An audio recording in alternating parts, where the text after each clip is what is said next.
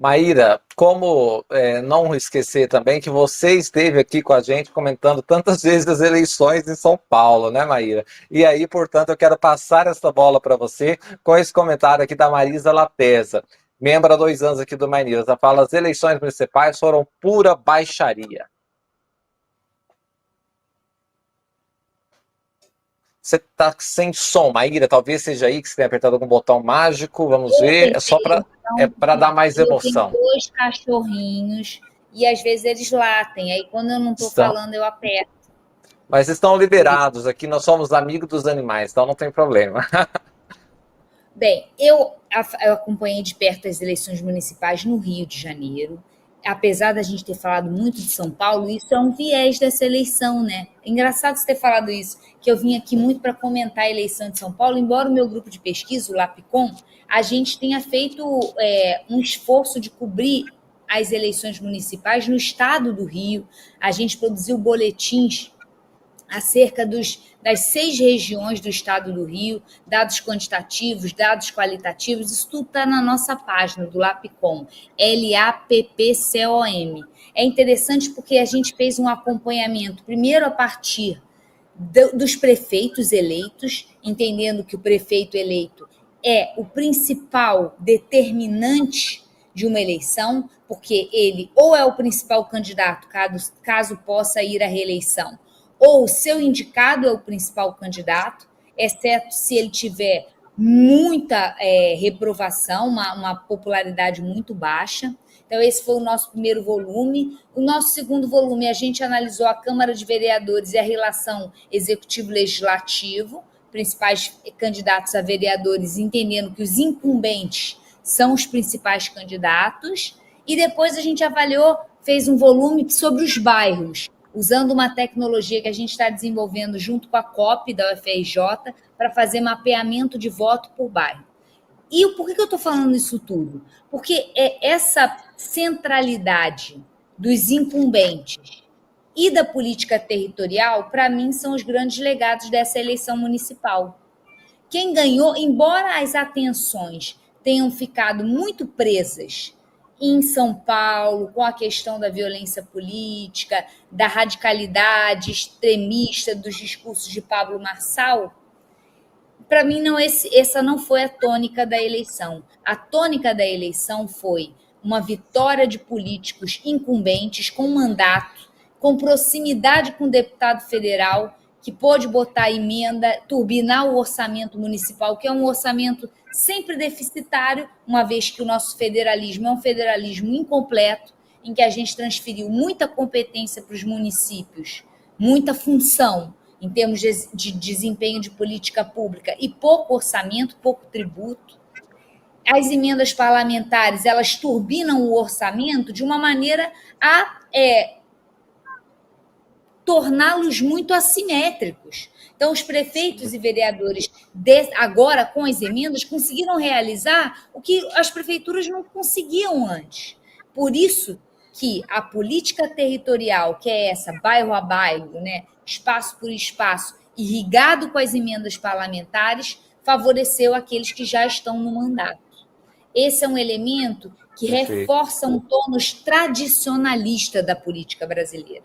Essa política que tem a ver com controle de território e que tem a ver com o patrimonialismo, que é o uso dos cofres públicos para interesses privados. Essa é uma marcação muito antiga da nossa política e que hoje convive com a extrema-direita.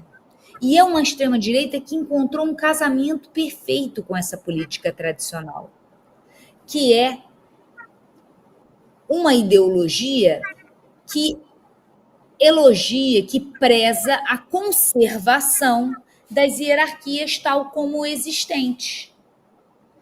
Se essa extrema-direita se vê como conservadora, ela quer conservar esse estado de coisas no qual elites patrimonialistas têm domínio político nos seus territórios, inclusive através do uso da violência. No caso do Rio de Janeiro, das milícias, no caso de outros territórios, controle do crime organizado. Então, esse casamento entre extrema-direita e política tradicional, fisiológica, patrimonial, é a grande ameaça que corrobora o que o Alexandre falou, que a esquerda, não só a esquerda, que o campo progressista, o campo que tem interesse em resguardar as instituições, a república, a democracia, precisa desfazer. É uma bomba relógio.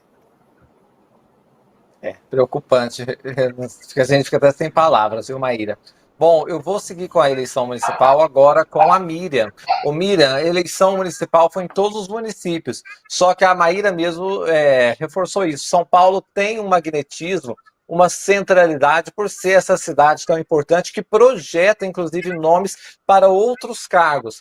Isso também parece que pode acontecer, né, Miriam? Porque se a Justiça Eleitoral não barrar o Pablo Marçal por alguma questão ali que ele cometeu, lembrando o laudo falso, uma cena que marcou também 2024, laudo falso contra o Boulos, né? Se a Justiça Eleitoral não agir, este personagem quer alçar outros voos, né, Miriam? E como disse o Alexandre, com a ajuda da tecnologia, das redes sociais, do algoritmo, que o bolsonarismo mais tradicional não sabe fazer.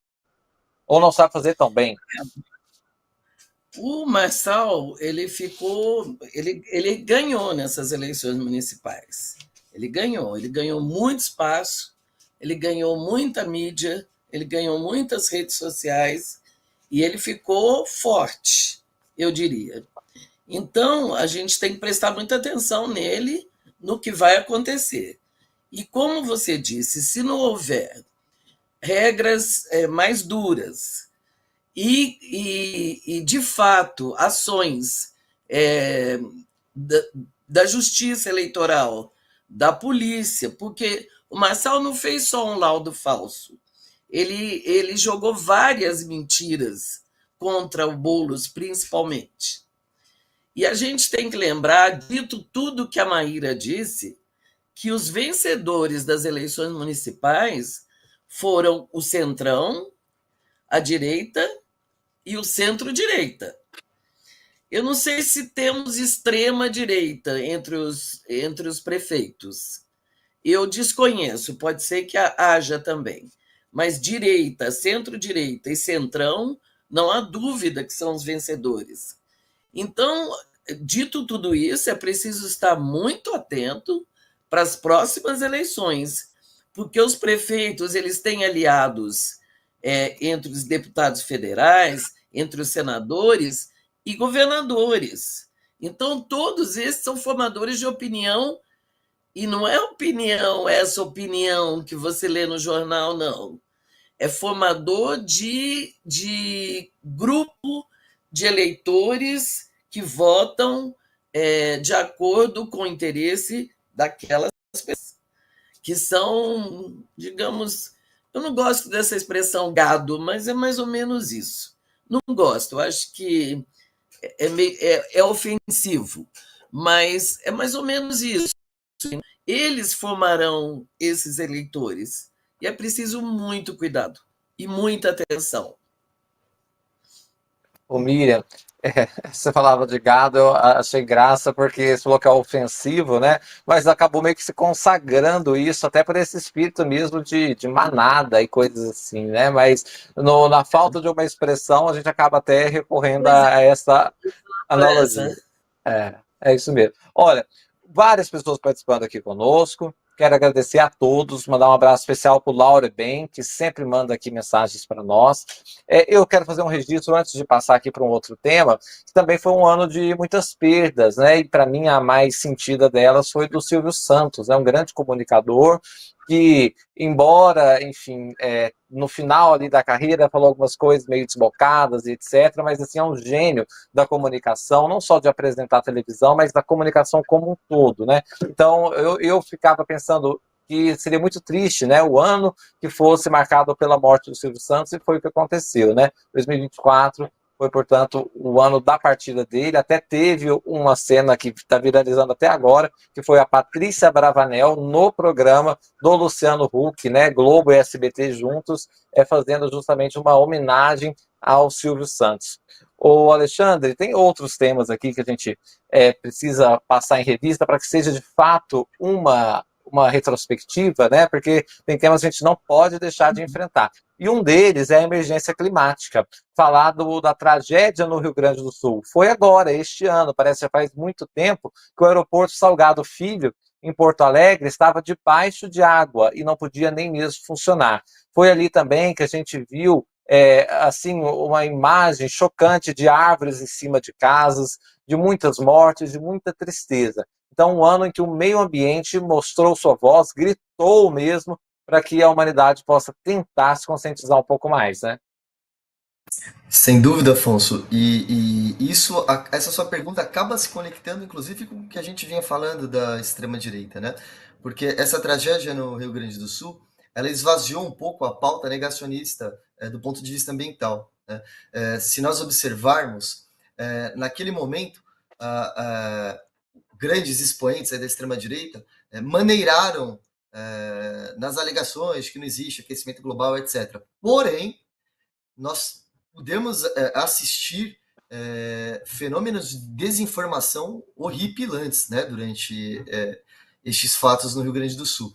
Eu acho que, inclusive, o Pablo Marçal foi um dos que mais praticou a desinformação e, de alguma forma, tentando esvaziar a presença e a importância do poder público, porque justamente isso é muito caro, como a Maíra colocou, é muito caro para essa direita, né? Você desmerecer a necessidade de Estado, você, de alguma forma, enaltecer o empreendedorismo, como se essas pessoas, numa condição aí de trabalho precário, fossem empreendedores. Eu acredito que essa tragédia do Rio Grande do Sul, e ela repercutiu no mundo todo, eu sempre acompanho a imprensa europeia, ela foi muito assustadora também, porque foi uma combinação de fatos, e isso ficou claríssimo, tanto de problemas que o ser humano vem causando de forma global, tornando os fenômenos, né, mais extremos, como também havia um componente climático doméstico, porque nós sabíamos que, eu não sei explicar aqui em termos meteorológicos, né, mas nós tivemos um problema que combinava a seca, um bloqueio, né, de umidade por algumas regiões e fazia com que aquela chuva caísse toda sobre a cabeça dos gaúchos. Isso demonstrou como existe essa interdependência do clima, e também não podemos esquecer que, se não foi causado, pelo menos foi agravado por uma total inépcia do poder público. Poder público, inclusive municipal, e vamos citar aqui a Prefeitura de Porto Alegre, né, e que reelegeu esse prefeito, né? Pasme, né? Eu acho assim assustador, na verdade, né, que as pessoas tenham feito isso. Então, acho que, assim, de certa forma, esse fenômeno no Rio Grande do Sul, ele vem como um aviso, e embora em número de mortes ele não tenha sido tão catastrófico, nós tivemos praticamente metade do estado debaixo d'água, ele vem como um alerta, e ele vem como um alerta de que isso é só o início, né? O que eu acho mais triste, e ainda fazendo um link com o que eu acho que foi a Maíra que comentou, ou foi você mesmo, Afonso, Trump foi eleito, né? E provavelmente ele vai tirar os Estados Unidos novamente do Acordo de Paris. Exatamente. Isso aí já é precificado, né? Porque ele já tirou uma vez, né, Alexandre? Lá no seu primeiro governo, foi uma medida que ele quis fazer simbólica. Ô, Maíra, essa tragédia do Rio Grande do Sul também mostrou o fracasso, muitas vezes, das autoridades, da inação, da rixa política, né? O Leite meio que com rixa com o governo federal, depois meio que ficaram tudo bem, às vezes tem uma cutucada ou outra, mas, assim, não é uma coisa localizada, né, Maíra? Isso que me chamou muito a atenção. É um estado do Rio Grande do Sul colapsado, né? De Porto Alegre, capital, a cidades menores ali, enfim, e é algo que a mídia para de noticiar, porque o noticiário vai se impondo, outros assuntos, outros temas, mas não quer dizer que melhorou, não. Está muito difícil, o Rio Grande do Sul ainda precisa ser reconstruído, né, Maíra? Está sem som de novo. Agora a gente já sabe o motivo, mas agora você precisa apertar esse... Olha o cachorrinho. Perdão. Ainda mais que eu tô sozinha em casa, e aí eles ficam nessa função cuidado, sabe? Que são os machinhos. Aí eles estão pensando, quem que é que está atrapalhando a Maíra agora, né? Não vou deixar. Olha só, esse tema do Rio Grande do Sul, ele pode ser útil para a gente explorar uma outra questão importante de 2024, que eu acho que esse ano, chegou de maneira muito definitiva e inequívoca a ideia de um imperativo climático. O episódio do Rio Grande do Sul talvez tenha sido, é um trocadilho muito de humor, péssimo humor, mas eu não me veio uma outra expressão à mente. Mas foi a gota d'água para que a sociedade brasileira, essa sociedade brasileira, que pode ser considerada progressista, que se informa pelos veículos de mídia tradicional, chegou à conclusão de que não é mais possível negar o imperativo climático ou diminuí-lo na esfera de importâncias, né? Porque antes muitos de nós do campo progressista pensávamos, não, primeiro a gente tem que lidar com a pobreza e desenvolver o país, depois a gente pensa no imperativo climático, na questão da mudança climática. E não é mais possível pensar dessa maneira, porque a gente já sabe que o passivo desse meio ambiente degradado vai se abater principalmente sobre os mais pobres. E o episódio do Rio Grande do Sul, ele trouxe essa certeza à tona. E por que isso é importante, gente? E se conecta com a discussão da capacidade estatal e com a discussão da extrema-direita. Primeiro porque a nossa extrema-direita, a extrema-direita nossa e global, né, ela tem esse componente neoliberal que nega ou que preza a diminuição das capacidades estatais. E vai ser o Estado o principal operador das medidas de mitigação e de adaptação que vão ser fulcrais para que a gente lide com as mudanças climáticas. As medidas de mitigação, elas são importantes, mas a gente já chegou num ponto que vamos precisar de medidas de adaptação para que a gente sobreviva, diminua o impacto das mudanças climáticas. Agora, qual o problema? O problema é que a gente tem uma parcela significativa da população que não se informa mais a partir de veículos de mídia tradicional, a partir de informações minimamente confiáveis. Se informa a partir de uma comunicação nichada que retroalimenta as suas impressões, os seus preconceitos, as suas identidades e que acaba gerando essa percepção negacionista acerca do clima e do meio ambiente. Isso é uma ameaça para a sobrevivência da humanidade.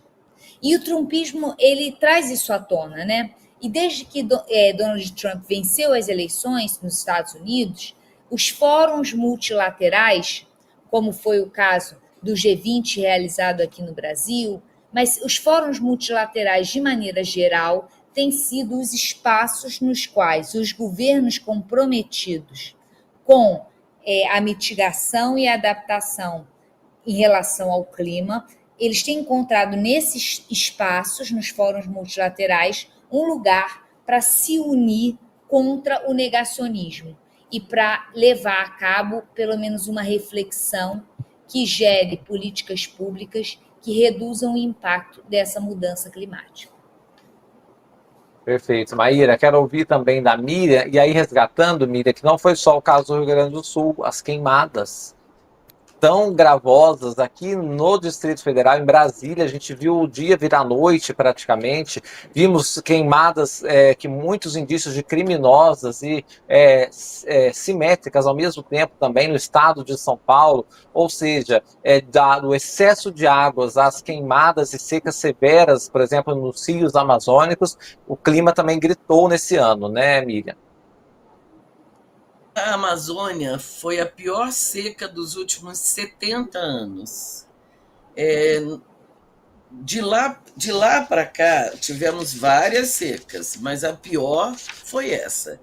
E não sei se vocês sabem, mas 69% das terras indígenas estão no coração da seca, coração das queimadas.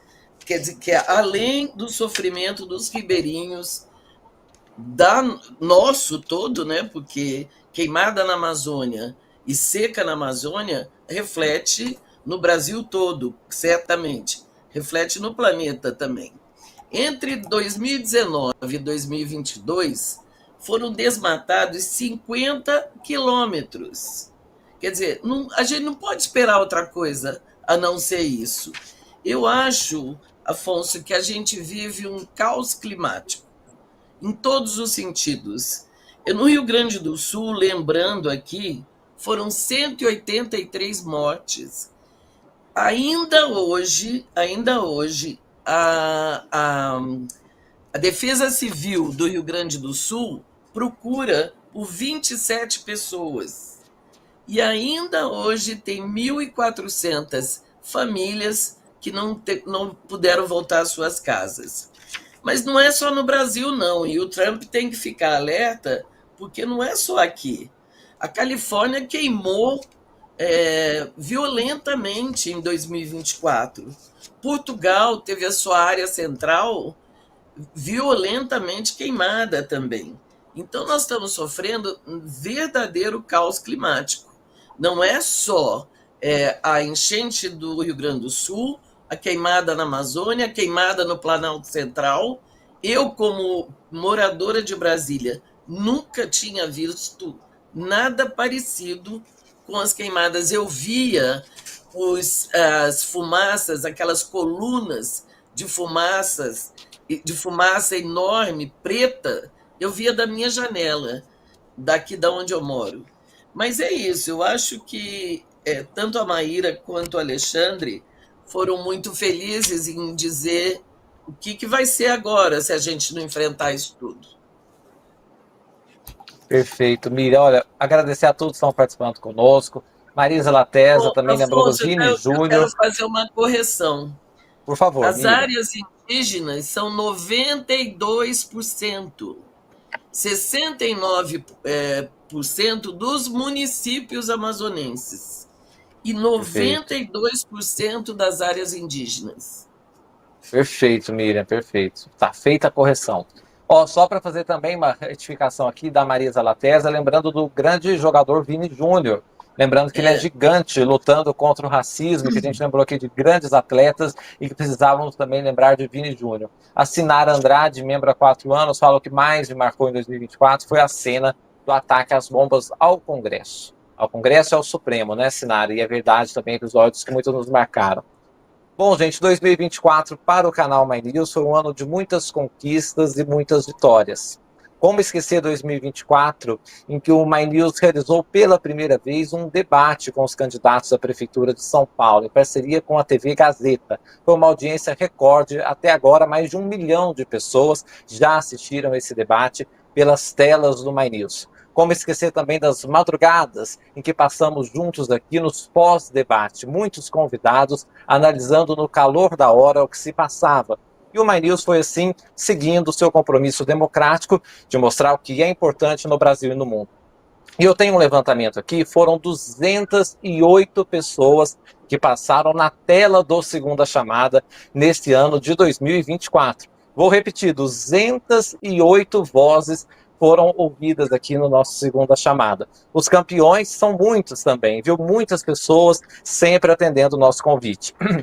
Só para trazer algumas das pessoas que passaram por aqui, vou trazer aqui alguns parlamentares: Rogério Correia, Soraya Tronic, Carlos Zaratini, Chico Alencar, Danilo Forte, Sâmia Bonfim, Ricardo Capelli, hoje presidente da BDI, Duda Salabert, Marina Silva, Elisiane Gama, Max Maciel, Carlos Gianazzi, Érica Hilton. Esses foram um dos tantos e tantos parlamentares que passaram aqui e também políticos, né? Além disso, João Amoedo esteve aqui nas telas do My News, o embaixador Rubens Barbosa, tantas vezes a Silvia Colombo, trazendo as informações da América Latina, o general Santos Cruz, enfim, foram infinidade de pessoas que atenderam o nosso convite em 2024, o que permitiu que fizéssemos aí 240 edições do Segunda Chamada.